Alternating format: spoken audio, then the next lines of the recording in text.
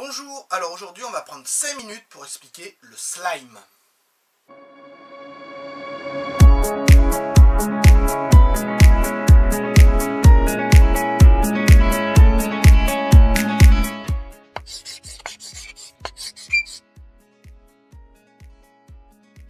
Alors slime en anglais ça veut dire gluant, c'est un liquide visqueux gluant.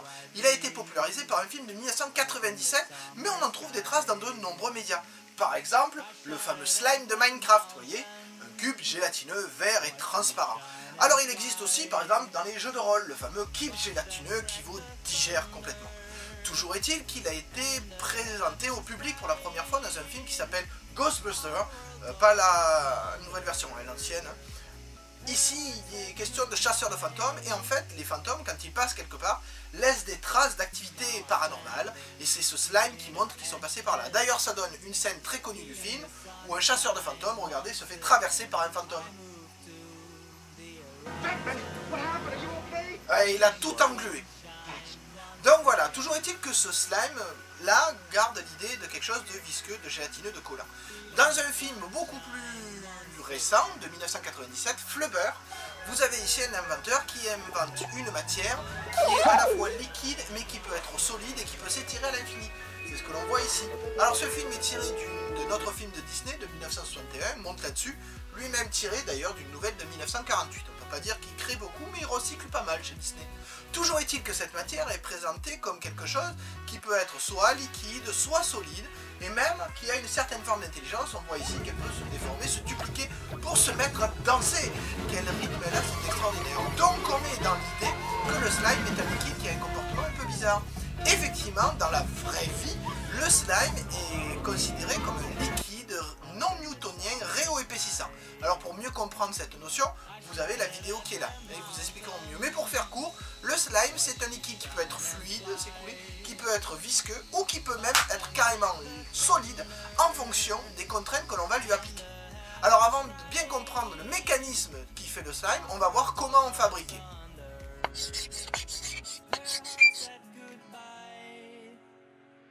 Alors pour faire du slime, il faut deux éléments. Le premier c'est un polymère, c'est-à-dire un élément constitué de molécules très longues.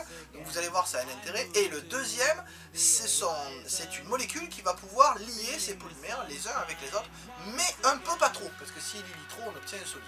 Donc là j'ai pris de la colle polyvinylique, donc c'est de l'alcool polyvinylique qui sert de colle. Et donc c'est lui le polymère, et comme élément pour mettre entre ces molécules d'alcool polyvinylique, j'ai pris du borax contenu dans le dacryocérum. Oui, pas dans la lessive, parce que dans la lessive il y a d'autres produits qui sont assez agressifs, on verra ça avec les risques.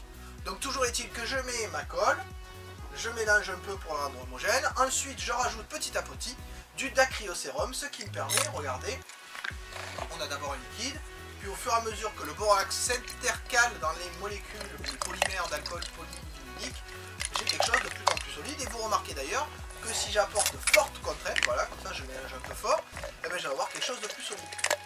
Au bout de quelques minutes, j'obtiens donc du slime, pas vert, hein, parce que j'ai pas mis de colorant. Vous pouvez mettre des colorants, vous pouvez mettre de la mousse à raser, vous pouvez mettre des petits billes, vous pouvez mettre un peu ce que vous voulez de toute façon. Alors après, il ne faut pas que les molécules à l'intérieur gênent, hein. Si vous mettez de la farine par exemple, ça va pas marcher. Donc toujours est-il que là, vous voyez que quand je laisse s'écouler, j'ai quelque chose de fluide. Par contre, dès que je le manipule avec un peu plus de contrainte dessus, voilà, je le manipule un peu fort, il devient solide et non collant. D'ailleurs, méfiez-vous en parlant de collant, dès qu'il est au contact avec des éléments qui contiennent beaucoup de creux, comme par exemple des fibres ou des vêtements, il est très collant, très collant. Donc ne le jetez pas sur votre petit frère ou petite soeur ou ses vêtements, ou le faites pas tomber sur votre lit, ou je sais pas, ne le mettez pas en contact avec des tissus, c'est mieux. Donc toujours est-il que là, vous avez du slime. Maintenant, on va pouvoir expliquer comment ça marche.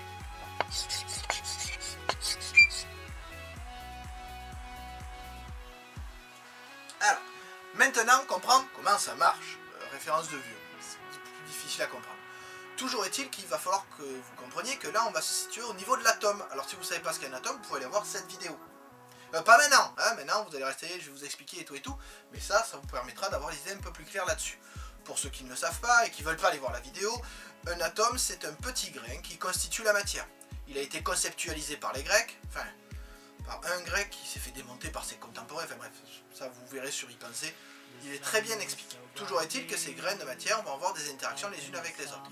Et grâce à un logiciel qui s'appelle Avogadro, libre gratuit, je vais pouvoir modéliser ces atomes et pouvoir vous les montrer. Alors, commençons par la molécule, voilà, d'alcool polyvinylique. L'alcool polyvinylique, vous voyez ce que je vous ai dit, c'est un polymère, c'est-à-dire une très longue molécule qui est liée à un motif qui se répète. On voit des carbones en gris, des hydrogènes en blanc et en rouge des oxygènes. Et on voit notamment, tout en bas, là, voilà, on voit ici, voilà, ici, des groupements qu'on appelle alcool. Parce que O et H, OH, oxygène, hydrogène, qui s'accrochent à une molécule, c'est un groupement alcool. Comme par exemple, ici, voilà, là, vous avez l'éthanol. Alors, vous avez 2 carbones, vous avez en tout un oxygène avec un hydrogène, et pour le reste, vous avez des hydrogènes qui sont accrochés au carbone. Donc ça, c'est l'alcool qu'on retrouve dans les boissons, c'est de l'éthanol.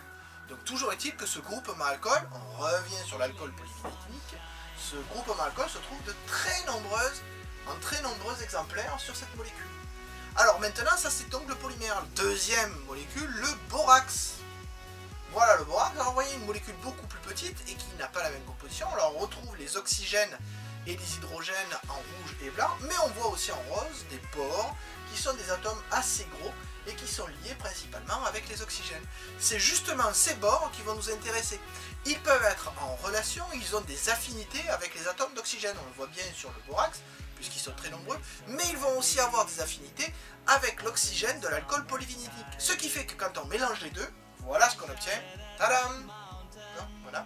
On se rend compte que le borax va se mettre entre les chaînes d'alcool polyvinylique et que le bore va essayer d'avoir des affinités avec l'oxygène des groupements alcool. Ce qu'il fait, comme un aimant avec du métal ferreux, il va essayer de les attirer et les maintenir les uns à côté des autres. Et ben voilà, c'est le borax, notamment le bore du borax, qui en rapprochant les oxygènes des groupements alcool de l'alcool polyvinylique, qui va faire en sorte que ces éléments vont se retrouver ensemble. Et comme ils sont plus cohérents, ils seront moins liquides et plus épais. Alors me direz-vous pourquoi est-ce qu'il a un comportement non newtonien réo-épaississant? Oui, ce qu'on a dit tout à l'heure. Difficile à dire, mais je m'entraîne. Toujours est-il qu'on peut le comprendre ainsi. Quand je vais avoir un déplacement lent à l'intérieur du slime, voilà, lent, le borax n'aura pas la possibilité de retenir les molécules puisqu'elles auront le temps de s'écarter et donc le slime va se comporter comme un fluide. Tout va s'écouler. Par contre, quand je vais avoir un mouvement rapide, le borax n'aura pas le temps de se décrocher des molécules d'alcool polyvinylique, ce qui fait qu'elles resteront ensemble, elles vont faire comme une pelote, rester imbriquées les unes avec les autres, comportement de solide. Voilà expliqué le comportement du slime, un polymère et un élément qui va avoir des affinités avec ce polymère pour le maintenir ensemble, mais pas trop. On parle ici de liaisons faibles, puisqu'en fait elles peuvent être facilement détruites quand on apporte un petit peu d'énergie. Alors maintenant, quel danger lié au slime?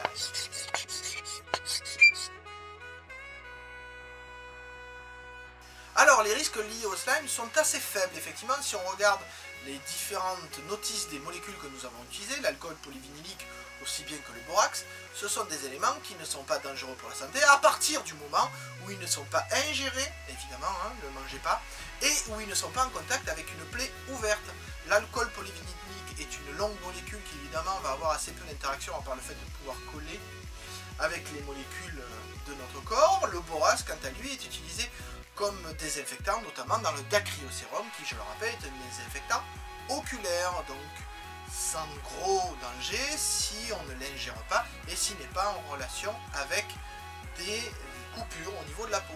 Par contre, si vous utilisez d'autres sources ou d'autres polymères, évidemment, il faut vous renseigner sur ce qu'est le polymère et ce qu'est l'élément qui va le lier. Si vous utilisez, comme c'est préconisé dans certaines vidéos, de la lessive, évidemment, vous allez avoir des soucis. Pas à cause du borax qui est dans la lessive, mais à cause des éléments qui sont à l'intérieur de la lessive et qui sont là pour détruire les molécules organiques, donc les molécules dont sont faites notre corps. Donc vous allez manipuler, si vous utilisez la lessive, ce qu'il ne faut pas faire, vous allez manipuler un produit qui est là pour digérer les produits organiques, à savoir vos mains.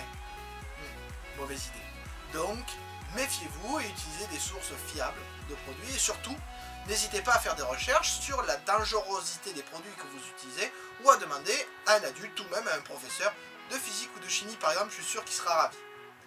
J'espère que vous avez bien compris comment tout cela fonctionne. Sur ce, je vous dis bon slime et à bientôt. Voilà, c'est tout pour cette vidéo, j'espère que tu as bien aimé, surtout n'hésite pas à mettre des likes et à partager.